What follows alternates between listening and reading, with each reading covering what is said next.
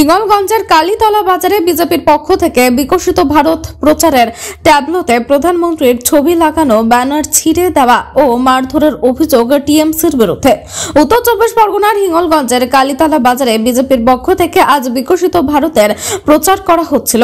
একটি ট্যাবলোতে করে তাতে প্রধানমন্ত্রী নরেন্দ্র মোদীর ছবি লাগানো জয়েন্ট স্ক্রিন ও ব্যানার ছিল, যেটা কিনা করা হচ্ছিল পারমিশন নিয়ে। কিন্তু তারপরেও তৃণমূলের হারমাদ বাহিনীরা ওই ট্যাবলোতে হামলা করে ভেঙে দেওয়া হয় স্ক্রিন, ছিঁড়ে দেওয়া হয় ব্যানার। আজকে মূলত আমরা শামশেরনগর এসেছিলাম এই আমাদের ট্যাবলো নিয়ে প্রচার করতে। তো টোটালি আমাদের এই পারমিশনটা কপি ছিল অল ওয়েস্ট বেঙ্গল জুড়ে পারমিশন করা ছিল। তো আমরা সেই অনুযায়ী আমরা প্রোগ্রামটা ওখানে করতে গেছিলাম। জাস্ট আমরা প্রোগ্রামের সূচনা শুরু করেছি, এমন সময় টিএমসির গুন্ডাবাহিনী এসে তারা লাঠি সোটা নিয়ে এসে এবং ইটটি নিয়ে এসে ছুঁড়ে মারে এবং ওখান থেকে চলে আসে রাস্তার মাঝখানে গাড়িটা আটকে আমাদের ফ্ল্যাগ ফেস্টুন সব কিছু আমাদের মোদিজির যে ফ্লেক্স ছিল সেগুলো সব ছিঁড়ে নিচে দিয়ে লাথি মেরেছে, দবিয়েছে এবং আমাকে দুই এক থাপড় মেরেছে। আমার ড্রাইভার ছিল তাকেও জামা খোলা ধরেছে, মেরেছে, তারপরে স্ক্রিনের উপরে ইট ছুঁড়ে মেরেছে। তো আমরা মানে প্রচুর ওরা টিএমসির 8-10টা গুন্ডা বাহিনী এসে অত্যাচারটা চালিয়েছে। এবার টোটালি কালীতলা পঞ্চায়েতের আন্ডারে পড়ে এটা।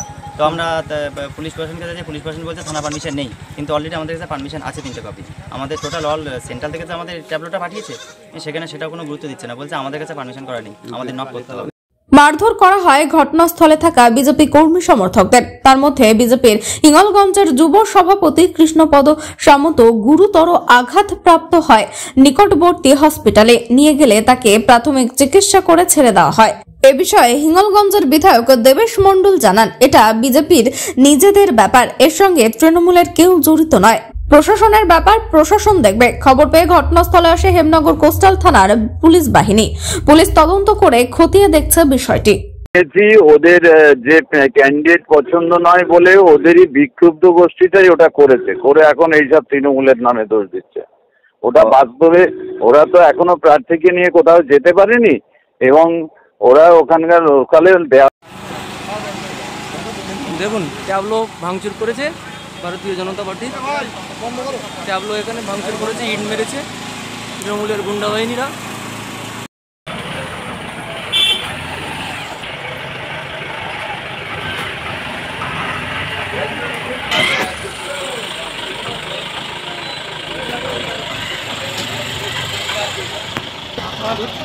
বললো থানা ঢুকছে, বললো